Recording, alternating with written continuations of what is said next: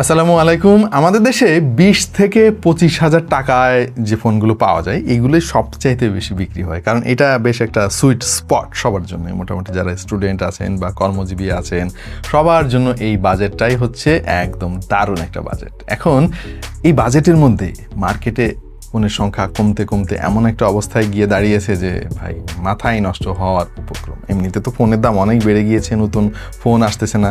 So চলেন আমরা যতগুলো ফোন আছে মার্কেটে এই মুহূর্তে এক্সিস্ট করে তার মধ্যে কোন ফোনগুলা কিনলে এই বাজেটে অন্তত কিছুটা হলেও চিন্তামুক্ত আপনি থাকবেন। আমাদের আজকের ভিডিওর বিষয়বস্তু হচ্ছে টপ 5 ফোন আন্ডার 20,000 টাকা থেকে 25,000 টাকা। আজকে যে ফোনগুলো নিয়ে আমরা আলাপ করব এই প্রত্যেকটা ফোনই আপনারা পেয়ে যাবেন টেক অ্যান্ড টক বিডিতে। সারা পৃথিবীতেই স্টোরেজের সংকটের কারণে স্মার্টফোন রিলিজের সংখ্যাও কিন্তু অনেক কমে গিয়েছে।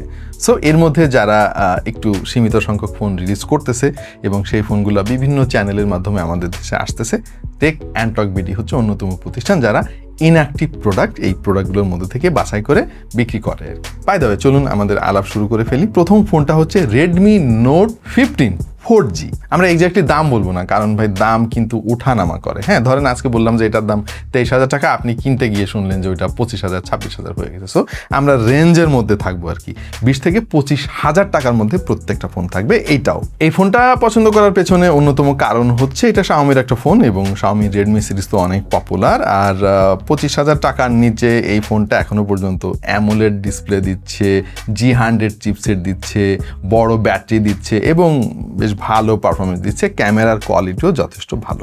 এই ফোনে 6000 mAh এর ব্যাটারি পাওয়া যাবে, সঙ্গে 33 ওয়াটের ফাস্ট চার্জিং সাপোর্ট, যেটা আমি বলবো যে এই সময়ে এসে এই বাজেটে বেশ ভালো একটা কম্বো। আর তাছাড়া ফোনটা যথেষ্ট স্লিম, 8 মিলিমিটারেরও কম এবং 120 হার্জের অ্যামোলেড ডিসপ্লে পাবেন আপনি, যেটা ব্রাইটনেস যথেষ্ট ভালো। G100 নিয়ে আমরা যতই সমালোচনা করি না কেন এই বাজেটে কিন্তু এখন এটাই বেস্ট। ইনফ্যাক্ট আমরা কিন্তু মার্কেটে G100 দেওয়া ফোন 31-32 হাজার টাকাও দেখতেছি। সো সেই হিসাবে এই ফোনটা কিন্তু যথেষ্ট ভালো একটা ডিল আমার কাছে মনে হয়। এটা আনঅফিশিয়াল মার্কেট থেকে আপনাকে সোর্স করতে হবে। এই ফোনেরই 5G ভেরিয়েন্ট রয়েছে আরও একটা, এবং এই বাজেটের মধ্যে কিন্তু এই ফোনটা আপনারা পেয়ে যাবেন। জাস্ট একটা জিনিস মাথায় রাখতে হবে, এই 5G ভেরিয়েন্টের ফোনটা কিন্তু চাইনিজ রমের। অনেকে চাইনিজ রমের ফোন পছন্দ করেন দাম কম হওয়ার কারণে, এবং কেউ কেউ বলেন যে চাইনিজ রমের ফোনের পারফরমেন্স কিন্তু গ্লোবাল রমের চাইতে বেটার হয়, এবং আমি নিজেও কিন্তু দেখেছি চাইনিজ রমের পারফরমেন্স কিন্তু কম্পেয়ার টু গ্লোবাল রম খানিকটা কিন্তু এগিয়ে থাকে। কিছু ঝামেলা আপনাকে ফেস করতে হবে, যেমন কিছু কিছু ফোনে আবার একটু নোটিফিকেশনের প্যারা থাকে, এবং চাইনিজ ভেরিয়েন্টের ফোন এই পার্টিকুলার মডেল নিয়ে যদি আলাপ করি একটা জায়গায় একটু কম্প্রোমাইজ করা হয়েছে। ব্যাটারি খানিকটা কম পাবেন আপনি 5500 mAh এর আশেপাশে, এবং 45 ওয়াটের ফাস্ট চার্জিং সাপোর্ট পাবেন। প্রসেসরটা আবার বেশ ভালো, এবং G100 এর চাইতে অবশ্যই স্ন্যাপড্রাগনের চিপসেটটা 6 Gen 3টা অনেক অনেক বেটার পারফর্ম করবে, এই ব্যাপারে কোনো সন্দেহ নাই। ডিসপ্লে সহ অন্যান্য আর বাকি সব কিছু প্রায় একই রকম। আর একটা গুরুত্বপূর্ণ জিনিস একটু বলে রাখি রেডমি নোট 15 ফোন নিয়ে, সেটা হচ্ছে 4G যে ভেরিয়েন্টটা 25,000 টাকা নিচে পাওয়া যাচ্ছে ওটা কিন্তু 8GB র্যামের সাথে 256GB ইন্টারনাল স্টোরেজ নিয়েই তো ভাই সারা পৃথিবীতে ফোনের এই দশা আজকে। So 256GB internal storage 8GB র্যামের সাথে কিন্তু 25,000 টাকার নিচে খুবই ভালো একটা ডিল। জাস্ট একটা জিনিস মাথায় রাখবেন, চাইনিজ যে রমটা 5G ভার্সন যে ফোনটা ওইটা এই প্রায় একই দামে আপনাকে 128 ভেরিয়েন্টটা নিতে হবে। 256 ভেরিয়েন্টের আর একটা ফোন আছে এই বাজেটে ম্যাচ করার জন্য, আর সেটা হচ্ছে স্যামসাংয়ের গ্যালাক্সি A17। হ্যাঁ, অনেকে হয়তো বলবেন যে ভাই স্যামসাংয়ের এই A17 ফোনের ডিউড্রপ নচ আছে, এইটা আবার কেমনে সেরা ফোন হয়? ভাই একটু বাজারে যান, ঘোরাঘুরি করেন কিছুক্ষণ, তখন আপনিও বুঝতে পারবেন যে কি করুণ দশা চলতেছে আজকাল স্মার্টফোনের মার্কেটে। বাই দ্য ওয়ে, আমরা যে ফোনগুলো নিয়ে আলাপ করতেছি এইটা কিন্তু হুদাই আকাশ থেকে আমরা আর কি মডেল নাম্বার লিপিবদ্ধ করে আলাপ করা শুরু করি নাই। আমরা মার্কেট অ্যাভেলেবিলিটি চেক করে তারপর ভিডিও বানাচ্ছি। আপনি যদি কিনতে যান এই ফোনগুলো অবশ্যই পাবেন, কোথাও না পেলেও টেক অ্যান্ড টক বিডিতে পেয়ে যাবেন। ভালো ব্যাপার হচ্ছে এই ফোনে সুপার অ্যামোলেড ডিসপ্লে রয়েছে, যাতে আবার 90 হার্জ রিফ্রেশ রেট আছে। বাট এই ফোনের একটাই খারাপ দিক আমার চোখে যেটা মনে হলো, শুরুতে বললাম যে ডিউড্রপ নচ, মানে এই জিনিসটা আসলে আমরা অনেক আগে দেখতাম 2018-19 সালে মানে কমনলি দেখা যেত। এই সময় এসে এই জিনিসটা আসলে মেনে নেওয়া যায় না। এইটা যদি না থাকতো, পার্সোনালি আমার কাছে মনে হয় যে যদি IPS ডিসপ্লেও দিত যেটা ফুল HD রেজলিউশনের, ডিউড্রপ নচটা না দিত, ভাই তাহলেও আমি আসলে খুশি হইতাম অনেক। আরেকটা জিনিস আপনাকে একটু কম্প্রোমাইজ করতে হবে, জানেন তো স্যামসাং এখনো পর্যন্ত সিলিকন কার্বনে যায় নাই, ওরা ঘাওড়ামি করতেছে যে না আমরা সিলিকন কার্বন ব্যাটারি ইউজই করব না, তাতে যা হয় হোক আর কি। এনিওয়ে এই ফোনে 5000 mAh এর ব্যাটারি আছে, সেই সঙ্গে রয়েছে 25 ওয়াটের ফাস্ট চার্জিং সাপোর্ট। সো যারা স্যামসাং লাভার আছেন, দীর্ঘদিন থেকে স্যামসাং ফোন ইউজ করেন, আরেকটা স্যামসাং ফোন কিনতে চাচ্ছেন, তাদের জন্য এই বাজেটে A17 ভালো একটা ডিল হতে পারে। আবার Xiaomi Redmi কথা বলতে হচ্ছে, কারণ এই বাজেটের মধ্যে ফোন খুব একটা খুঁজে পাওয়া যাচ্ছে না। আর এবারের মডেল হচ্ছে Xiaomi Redmi 15 এবং Redmi 15C। এই দুটো ফোনের মধ্যে একটু পার্থক্য আছে। Redmi 15 হচ্ছে একটা 5G ফোন, যাতে ব্যবহার করা হয়েছে স্ন্যাপড্রাগনের 6S Gen 3 চিপসেটটা, এবং Redmi 15C যেটা, সেখানে ইউজ করা হয়েছে Helio G81 চিপসেট। হিউজ একটা ডিফারেন্স কিন্তু, বাট দুইটা ফোনে মোটামুটি আপনি এই 25-এর নিচে পেয়ে যাবেন। এক্স্যাক্টলি দাম বলাটা খুব মুশকিল ভাই, কারণ ওই যে বললাম যে দাম ওঠানামা করে। আপনারা চাইলে টেক অ্যান্ড টক বিডিতে কন্ট্যাক্ট করতে পারেন। আরও কিছু পার্থক্য আছে এই দুটা ফোনের।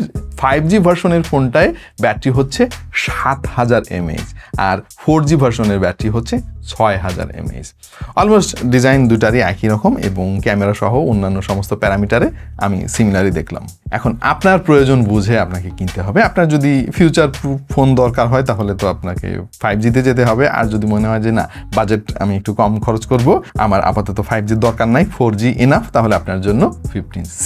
তবে আমার পার্সোনাল অবজারভেশন হচ্ছে এই মুহূর্তে আমার মনে হয় 5G ফোন নেওয়াটাই বেটার। আর একটা কারণ আছে কিন্তু, ডিসপ্লেতে দেখবেন যে 4G ভার্সনে ডিউডপ নচ আছে, যেটা দেখতে খুব বদখত লাগে, আর 5G ভার্সনে কিন্তু 5 হোল কাট আউট আছে। সো এই পার্থক্যগুলো মাথায় রেখে ফোন কিনলে আশা করছি আপনি ঠকবেন না। ও বাই দ্য ওয়ে, এই দুইটা ফোনের কিন্তু 8GB এবং 256GB ইন্টারনাল স্টোরেজের ভেরিয়েন্ট মার্কেটে অ্যাভেলেবেল। একটু আগে বললাম না যে ভাই ডিউডপ নচ না দিয়ে যদি IPS ডিসপ্লেও দিত, 5 হোল কাট আউটের ডিসপ্লে দিয়ে, তাহলে আমি বেশি খুশি হইতাম আর কি। সেই রকম আরেকটা ফোন পাওয়া গেছে। আমাদের এইবারের মডেলটা হচ্ছে IQ Z10X। এই ফোনের চিপসেটটা যথেষ্ট ভালো, Dimensity 7300 একটা 5G চিপসেট, এবং IPS ডিসপ্লে আছে, বাট বেশ ভালো একটা display, 5 whole camera cut out সহ। এই ফোনে 6500 mAh এর ব্যাটারি পাবেন, সেই সঙ্গে রয়েছে 44 ওয়াটের ফাস্ট চার্জিং সাপোর্ট। ফোনটা দেখতে অনেক সুন্দর, এবং যারা একটু স্পেক ওরিয়েন্টেড ফোন চান বেশি খরচ না করে, তাদের জন্য IQ Z10X একটা আইডিয়াল চয়েস হতে পারে। স্ন্যাপড্রাগনের 6S Gen 4 এর মতো চিপসেট দেওয়া একটা ফোন, যেটা আবার 25,000 টাকার নিচে, 128 ভেরিয়েন্ট, 120 হার্জের IPS ডিসপ্লে এবং 6500 mAh এর ব্যাটারির সঙ্গে 33 ওয়াটের ফাস্ট চার্জিং সাপোর্ট। এই ফোনটা তো আপাত দৃষ্টিতে বেশ ভালোই লাগতেছে শুনতে।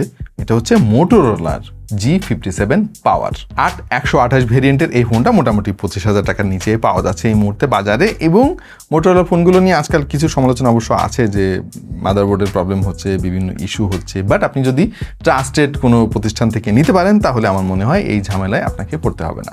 আজকাল আমাদের দেশ সহ পৃথিবীর অন্যান্য আরও অনেক দেশে কিন্তু মোটোরোলার ফোনগুলো যথেষ্ট পপুলার। একটা সময় তো মোটোরোলা রাজত্ব করতো, এবং মাঝখানে সবাই ভুলেই গিয়েছিল যে এই নামে একটা ব্র্যান্ড আছে।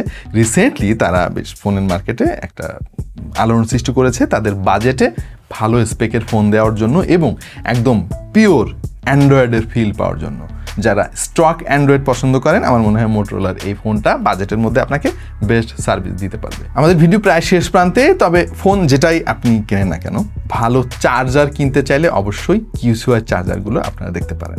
1.5 বছর অফিসিয়াল ওয়ারেন্টি আছে কিউসিওয়ার চার্জারগুলোতে। দাম যে অনেক বেশি সেটাও না, অথচ প্রায় অর্ধেক দামে তারা নামি দামি ব্র্যান্ডের সমান সার্ভিস কিন্তু দিচ্ছে। এবং আমরা আমাদের বিভিন্ন কাজে কিউসিওয়ার চার্জার ইউজ করতেছি অনেক দিন ধরেই। আপনার ফোনটার যদি 12টা না বাজাতে চান, তাহলে আলতু ফালতু চার্জার ব্যবহার বন্ধ করে দিয়ে, সস্তা যে সমস্ত চার্জার পাওয়া যায় সেগুলো ব্যবহার বন্ধ করে দিয়ে কিউসিওয়ার মতো ভালো চার্জারগুলো ইউজ করে দেখতে পারেন। যারা ফোন কিনতে চান অবশ্যই টেক অ্যান্ড টক বিডির সঙ্গে কন্ট্যাক্ট করে তারপরে বাজারে চলে যান। তাদের বসুন্ধরা সিটি যমুনা ফিউচার পার্কে আউটলেট রয়েছে। আশা করছি আপনার কোনো একটা ফোন পছন্দ হয়ে যাবে।